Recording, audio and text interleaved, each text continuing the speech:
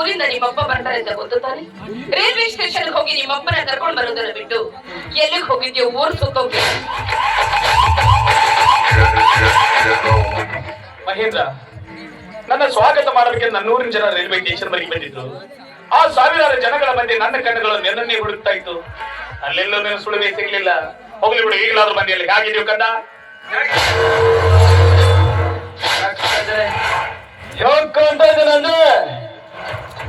ಕಾಣ್ತಾ ಇದ್ದನಂದ್ರೆ ಏನಾಯ್ತು? ನನ್ನ ಮಗ ಅಂದ ಮೇಲೆ ಒಳ್ಳೆ ಮನಮಂತೆ ಇದ್ದಾಗಿದೆಯಲ್ಲ. ಅಂದಾಗೆ ಯಾರೇ ಹುಡುಗಿ? ಇವಳು ನನ್ನ ಹೆಂಡತಿ ಇದ್ದಾಳ, ಶರ್ಮಿಳಾ ಅಂತ.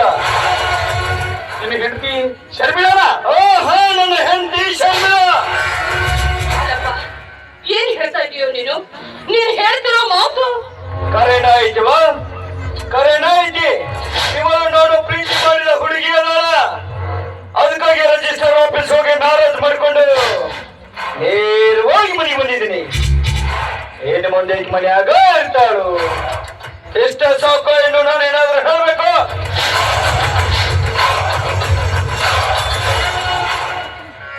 ಸಾಕಪ್ಪ, ಸಾಕು.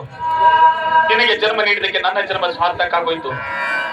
3 ದಶಕಗಳ ಕಾಲ ಗಡಿಯಲ್ಲಿ ನಿಂತು ಸೇವೆ ಮಾಡಿ ನಿವೃತ್ತಿ ಒಂದು ಮನೆಗೆ ಬಂದ ಅಪ್ಪನಿಗೆ ಮರಿಯಲಾದ ಕಾಣಿಕೆಯನ್ನೇ ಕೊಟ್ಟೆ. ಮರಿಯಲಾದ ಕಾಣಿಕೆಯನ್ನೇ ಕೊಟ್ಟೆ. ನೀನ್ ಮದ್ವೆ ಆಗ್ತೀನಿ ಅಂತ ಒಂದೇ ಒಂದು ಮಾತು ಹೇಳಿದ್ರೆ ಒಳ್ಳೆ ಮನೆತನದ ಹೆಣ್ಣು ನೋಡಿ ನಿನ್ ಮದುವೆ ನಾವು ಮಾಡ್ತಿದ್ವಲ್ಲೋ.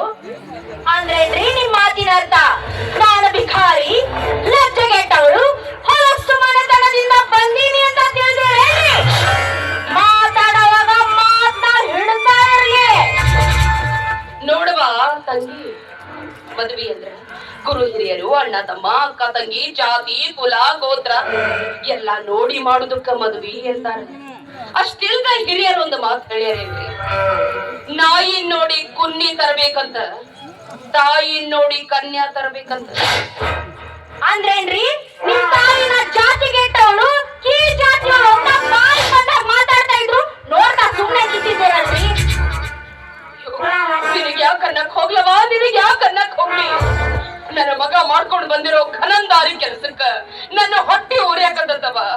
ಆ ಸಂಕಕ್ಕ ನನ್ನ ಮಗನಿ ಮಾತಾಡಕತ್ತೀನಿ. ಏನೇ ಮಾತಾಡ್ತಿದ್ರು ನನ್ ಜೊತೆನೆ ಮಾತಾಡ್ಬೇಕು.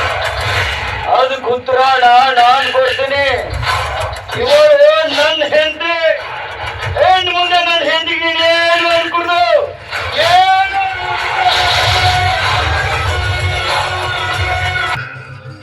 ಒಂದೇ ಒಂದು ಕತ್ತಿರೋ ಅಗಸ ಅದ್ರ ಕುದುರೆ ತರ ಬೆಳೆಸ್ತಾನಂತೆ. ನಮಗಿಳಿದು ಒಬ್ಬನೇ ಮಗ, ನಾವು ಕೂಡ ಇವನನ್ನು ಹಾಗೆ ಬೆಳೆಸ್ಬಿಟ್ಟವಲ್ಲ ಅಂತ ಈಗ ಅನಿಸ್ತಾ ಇದೆ ನನಗೆ. ಅಂದ್ರೆ ಈಗ ಕೃತ್ಯಾಗಿನಂತೀಯನ ರಿಟೈರ್ಮೆಂಟ್ ಆಗಿ ಮನೆಗೆ ಬಂದಿದ್ಯಾ. ಇಲ್ಲಿ ನಿನಗೆ ಶರ್ಟ್ ಬಡಿದು ನಿನ್ನ ಕೈ ಕೆಳಗೆ ಕೆಲಸ ಮಾಡುವ ಯಾವ ಸಿಪಾಯಿಗಳಿಲ್ಲ, ಯಾವ ಸೈನಿಕರು ಇಲ್ಲ, ಇದೇ ಯುದ್ಧ ಭೂಮಿನೂ ಅಲ್ಲ. ಹೆಣ್ಣು ಮುಂದೆ ಏನೇ ಇದ್ರು ನಾವು ಹೇಳ್ದಂಗೆ ಕೇಳ್ಕೊಂಡ್ ಮನೆಯಲ್ಲಿ ಬೆಂದಿರ್ಬೇಕು. ಹೆಚ್ಚಾಗಿ ಏನಾದ್ರು ಮಾತಾಡಿದ್ರು ನಿನ್ನ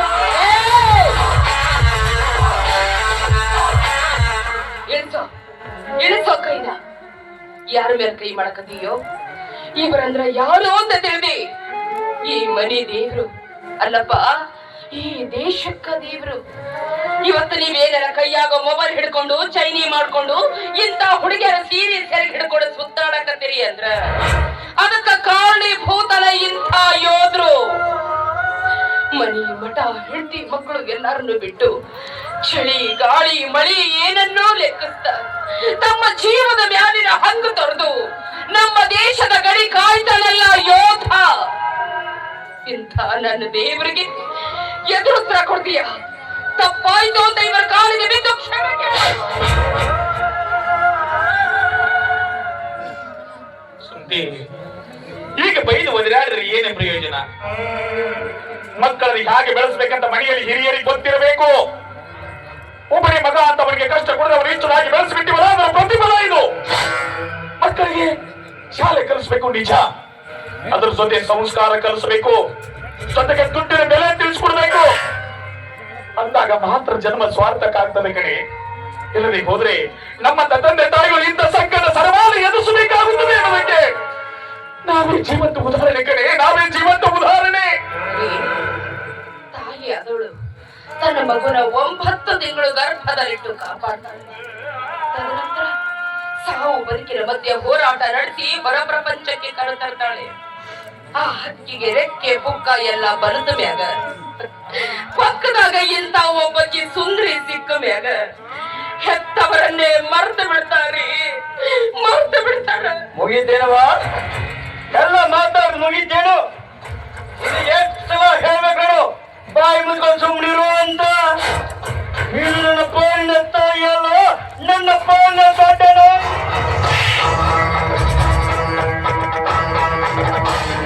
ಏನಂದ್ರೆ ಅವಿವೇಕಿ, 9 ತಿಂಗಳು ಹೆತ್ತು ಹೊತ್ತು ಎದೆ ಹಾಲು ಕುಡಿಸಿ ಜೋಪಾನ ಮಾಡಿ ತಾಯಿ ಬಗ್ಗೆ ಇಷ್ಟೊಂದು ಕೇಳಿ ಮಾತಾಡ್ತಾ ಇದೀಯ?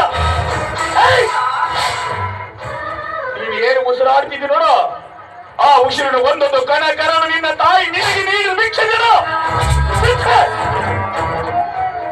ಸುಮತಿ, ಇಂಥ ಕೆಟ್ಟ ಹುಳ ನಮ್ಮ ಹೊಟ್ಟೆಯಲ್ಲಿ ಹುಟ್ಟುತ್ತಿದ್ದ ಮೊದಲೇ ಗೊತ್ತಿದ್ದ. ಹುಟ್ಟು ವಾಚನೆ ಗಟ್ಟಿ ಜೋರ ಸುತ್ತಾಗಿ ಬರ್ತಾ ಇದ್ವಿ. ಇವತ್ತಿನ ದಿನ ಹಿತ್ತ ಸಂಕಟ ಸರಬಾರಿ ಎದುರಿಸುವ ಪ್ರಸಂಗವೇ ಮಾಡ್ತಿರ್ಲಿಲ್ಲ. ಅಷ್ಟಿಂದ ಹೇಳಲೇನ್ರಿ, ಮುತ್ತು ಕೊಡೋಳು ಬಂದಾಗ ತುತ್ತಿಟ್ಟವಳನ್ನ ಮರೆತು ಬಿಡುವುದು ಈ ಲೋಕದ ರೂಢಿ ಎಂದು. ಅಂದ್ರೇನ್ರಿ ನಿಮ್ ಮಾತಿನ ಅರ್ಥ? ಇಷ್ಟಕ್ಕೆಲ್ಲ ನಾನೇ ಕಾರಣ ಅಂತಾನ? ನಿಮ್ಗ ಅವತ್ತ ಪಡ್ಕೊಂಡಿ ಪ್ರೀತಿ ಪ್ರೇಮ ಅಂತ ನನ್ ಹಿಂದೆ ಬೀಳ್ಬ್ಯಾಡ್ರಿ ಅಂತ ನನ್ ಮಾತು ಎಲ್ಲಿ ಕೇಳ್ತೀರಾ? ನಿಮ್ಮಂತ ಗಂಡಸರು ಇಷ್ಟು, ನೀವೆಲ್ಲ ತಂದೆ ತಾಯಿ ಗುಲಾಮರಾಗಿರ್ತೀರ. ಸುಮ್ನೆ ಅವ್ರ ಯಾವ ಕಣ್ಣೆ ತೋರಿಸ್ತಾರೋ ಮದ್ವೆ ಮಾಡ್ಕೊಂಡು ಅವ್ರ ಹೇಳ್ದಾಗ ಕೇಳ್ಕೊಂಡ್ ಮನೇಲಿ ಬಿದ್ದಿರ್ಬೇಕಷ್ಟೇ. ಸುಮ್ನೆ ಪ್ರೀತಿ ಪ್ರೇಮ ಅಂತ ನಮ್ಮಂತವ್ರ ಹಿಂದೆ ಬಿದ್ದು ನಮ್ ಜೀವನ ಯಾಕ್ರಿ ಹಾಳು ಮಾಡ್ತೀರಾ? ಯಾಕ್ ಮಾಡ್ತೀರಾ? ನೋಡಮ್ಮ, ನಿನಗೆ ಯಾರು ಎಂತಂತ ಒಂದು ಗೊತ್ತಿಲ್ಲ. ನಮಗೆ ನನ್ನ ಮಗನ ಕೈ ಹಿಡ್ಕೊಂಡು ಈ ಮನೆಗೆ ಬಂದಿದೀಯ. ಎತ್ತವರು ತಮ್ಮ ಮಕ್ಕಳ ಬಗ್ಗೆ 16 ಕನಸು ಕಟ್ಕೊಂಡಿರ್ತಾರೆ. ಹಾಗೆ ನಮಗಿರೋದು ಈ ಒಬ್ಬನೇ ಮಗ. ಈ ಒಬ್ಬನೇ ಮಗನ ಬಗ್ಗೆ ಬೆಟ್ಟದಷ್ಟು ಕನಸು ಕಟ್ಕೊಂಡಿದ್ದೀವಿ. ಆದ್ರೆ ಕನಸು ಎಷ್ಟು ಬೇಗ ಹೊಡೆದು ನುಚ್ಚು ನೂರು ಆಗ್ತದೆ ನಾನು ಭಾವಿಸಿರ್ಲಿಲ್ಲ.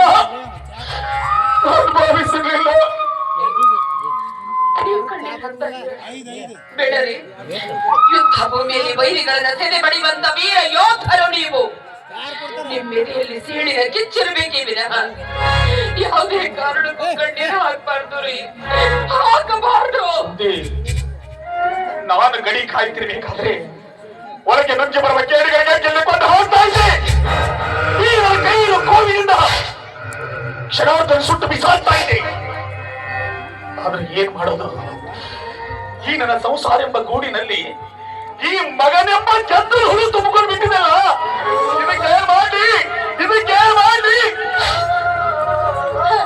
ಜೇನುಗೂಡಿಗೆ ಗೆದ್ದಲುಗಳು ಕಟ್ಟಿದಾಗ ಜೇನು ಮತ್ತೊಂದು ಗೂಡನ್ನೇ ಕಟ್ಟುತ್ತದೆ ವಿನಃ ಗೂಡು ಹೋಯ್ತಲ್ಲ ಅಂತ ಸಾಯೋದಿಲ್ಲ. ನೋಡಿ, ನಾನು ಈ ಮನೆಯಲ್ಲಿರೋದು ಇವ್ರಿಗೆ ಇಷ್ಟ ಇಲ್ಲ ಅನ್ಸುತ್ತೆ. ನೀವೇ ನನ್ನ ಮನೆಗೆ ಬಿಟ್ಟು ಬರ್ತೀರೋ ಅಥವಾ ನಾನೇ ಹೋಗ್ಲೋ? ನೀನು ಹೊರತಂದ್ರೆ ಈ ಹಾಳಾದ ಮನೆಯಲ್ಲಿ ನಾವು ಯಾಕಿರ್ಬೇಕು? ನಾವು ಪ್ರೀತಿ ಮಾಡಿ ಮದುವೆ ಮಾಡ್ಕೊಂಡ್ ಬಂದಿದ್ದು ಇವ್ರಿಗೆ ಇಷ್ಟ ಇಲ್ಲ ಅಂತ ಅನ್ಸುತ್ತೆ. ಈಗಿರುವಾಗ ಈ ಹಾಳಾದ ಮನೆಯಲ್ಲಿ ಇರುವುದೇ ಬೇಡ. ಪ್ರಪಂಚ ಬಲು ವಿಶಾಲವಾಗಿದೆ. ದೂರ ದೂರ.